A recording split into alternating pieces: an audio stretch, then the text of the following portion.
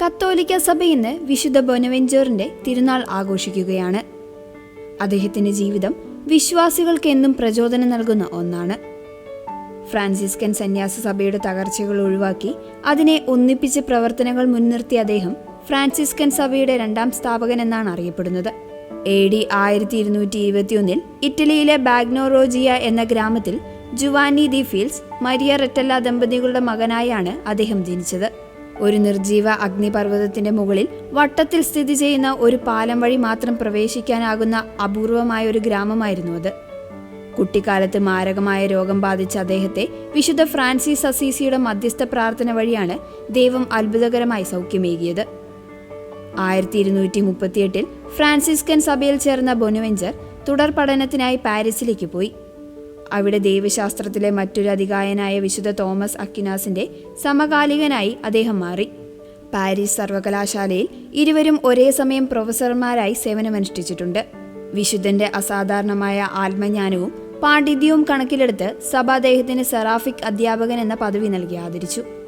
അക്കാലത്ത് Thomas Aquinas ഉയർത്തിയ Aristotelian തത്വചിന്തകൾക്കെതിരെ Platonic Augustinian ആശയങ്ങൾ ഉയർത്തിപ്പിടിച്ച പ്രതിയോഗി കൂടിയായിരുന്നു ബൊനവെഞ്ചർ. വിശുദ്ധ ഫ്രാൻസിസ് അസീസിയുടെ മരണശേഷം സഭയ്ക്കുള്ളിൽ കടുത്ത ആഭ്യന്തര തർക്കങ്ങൾ ഉടലെടുത്തു. ദാരിദ്ര്യം, അനുസരണം എന്നിവയെ ചൊല്ലി സഭ പിളർപ്പിന്റെ വക്കിലെത്തിയപ്പോൾ തന്റെ 36-ാം വയസ്സിൽ ബൊനവെഞ്ചർ സഭയുടെ പരമാധികാരിയായി തിരഞ്ഞെടുക്കപ്പെട്ടു. തുടർന്ന് 15 വർഷം യൂറോപ്പിലെ എല്ലാ ആശ്രമങ്ങളും കാൽനടയായി സന്ദർശിച്ച് വിനയത്തോടെയുള്ള ജീവിത മാതൃകയിലൂടെ സഭയിലെ ഭിന്നതകൾ അദ്ദേഹം പരിഹരിച്ചു. അദ്ദേഹത്തിന്റെ വിനയത്തിന്റെ ഏറ്റവും വലിയ തെളിവായിരുന്നു കർദിനാൾ പദവി സ്വീകരിച്ച സംഭവം. മാർപ്പാപ്പ അദ്ദേഹത്തെ കർദിനാളായി ഉയർത്തിയ ഔദ്യോഗിക രേഖകളും ചുവന്ന തൊപ്പിയും കൈമാറാൻ വത്തിക്കാനിൽ നിന്ന് വടക്കൻ ഇറ്റലിയിലെ ആശ്രമത്തിലെത്തുമ്പോൾ ബൊനവെഞ്ചർ അടുക്കളയിലെ പാത്രങ്ങൾ കഴുകുകയായിരുന്നു. ദൂതന്മാരെ കണ്ട അദ്ദേഹം പദവിക്ക് നന്ദി പറഞ്ഞ ശേഷം ആ ചുവന്ന തൊപ്പി അടുത്തുള്ള ഒരു മരക്കൊമ്പിലോ മേശപ്പുറത്തോ വയ്ക്കാൻ ആവശ്യപ്പെടുകയും കൈയിലെ പാത്രങ്ങൾ കഴുകി തീർത്ത ശേഷം മാത്രമേ അത് സ്വീകരിക്കാൻ തയ്യാറായുള്ളൂ എന്ന ചരിത്രവും രേഖപ്പെടുത്തുന്നു. റോമൻ കത്തോലിക്ക സഭയും ബൈസന്റൈൻ ഗ്രീക്ക് ഓർത്തഡോക്സ് സഭയും തമ്മിലുള്ള നൂറ്റാണ്ടുകൾ പഴക്കമുള്ള ഭിന്നതകൾ പരിഹരിക്കാനുള്ള വലിയ ദൗത്യം ഗ്രിഗറി 10 മാർപ്പാപ്പ ബൊനവെഞ്ചറിനെയാണ് ഏൽപ്പിച്ചത്. അദ്ദേഹത്തിന്റെ മൃദുവായ സ്വഭാവവും ബുദ്ധിസാമർഥ്യവും കാരണം 1274 കൗൺസിൽ ഓഫ് ലയോണിൽ സഭകൾ തമ്മിലുള്ള ചരിത്രപരമായ ഐക്യം സാധ്യമായി. എന്നാൽ ഈ കൗൺസിൽ നടന്നുകൊണ്ടിരിക്കെ 1274 ജൂലൈ 15 അദ്ദേഹം പെട്ടെന്ന് മരിക്കുകയായിരുന്നു. അദ്ദേഹത്തിന്റെ സെക്രട്ടറിയുടെ കുറിപ്പുകൾ പ്രകാരം അദ്ദേഹത്തിന്റെ തീരുമാനങ്ങളിൽ അതൃപ്തിയുള്ള ഒരു വിമത വിഭാഗം വിശുദ്ധന് വിഷം നൽകി കൊലപ്പെടുത്തിയെന്ന ശക്തമായ സംശയം ഇന്ന് നിലനിൽക്കുന്നു.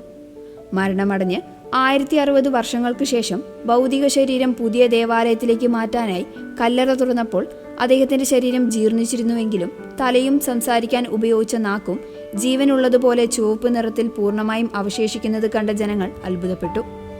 AD 1482 സിക്സ്റ്റസ് 4 മാർപ്പാപ്പ അദ്ദേഹത്തെ വിശുദ്ധനായി പ്രഖ്യാപിച്ചു. എന്നാൽ പിന്നീട് ഫ്രാൻസിൽ നടന്ന ആഭ്യന്തര യുദ്ധങ്ങളിൽ ഹ്യൂഗനോട്ടുകൾ പള്ളി ആക്രമിക്കുകയും വിശുദ്ധന്റെ ഭൗതിക ശരീരം പൊതുസ്ഥലത്തിട്ട് കത്തിക്കുകയും ചെയ്തു. അന്ന് സ്വന്തം ജീവൻ പണയം വെച്ച ഒരു സന്യാസി ഒളിപ്പിച്ച വിശുദ്ധന്റെ തലയടങ്ങുന്ന പ്രധാന തിരുശേഷിപ്പ് പിന്നീട് ഫ്രഞ്ച് വിപ്ലവകാലത്ത് അപ്രതീക്ഷിതമായി. നിലവിൽ അദ്ദേഹത്തിന്റെ ഒരു കൈ മാത്രമാണ് ജന്മനാട്ടിലെ വിശുദ്ധ നിക്കോളാസ് ദേവാലയത്തിൽ സൂക്ഷിച്ചിട്ടുള്ളത്.